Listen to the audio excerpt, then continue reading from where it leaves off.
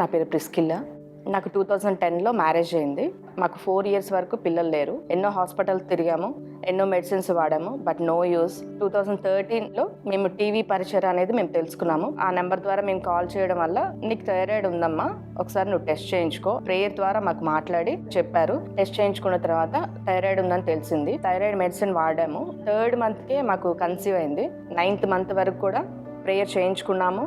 2014లో October 24న ఒక అందమైన బాబుని దేవుడు నాకు ఇవ్వడానికి అండ్ ఫ్యామిలీ బ్లెస్సింగ్ ప్లాన్లో కూడా మా ఫ్యామిలీ మొత్తం ఉండడానికి కూడా దేవుడు ఎంతో సాయం చేశారు. జాబ్ విషయంలో కూడా 5 ఇయర్స్ ఒకే కంపెనీలో నేను వర్క్ చేస్తున్నాను. శాలరీ విషయంలో చాలా డిస్టర్బ్ అయింది. మేనేజ్మెంట్కి రిక్వెస్ట్ చేశాను శాలరీ పెంచమని. నన్ను వద్దు వెళ్ళిపో అని చెప్పేసి అన్నారు. నేను ప్రేయర్ టవర్కి వచ్చి ప్రేయర్స్ చేయడం వల్ల నాకు వాళ్ళంతటా వాళ్ళే కాల్ చేసి మళ్ళీ జాబ్కి రమ్మని చెప్పేసి ఇన్వైట్ చేశారు.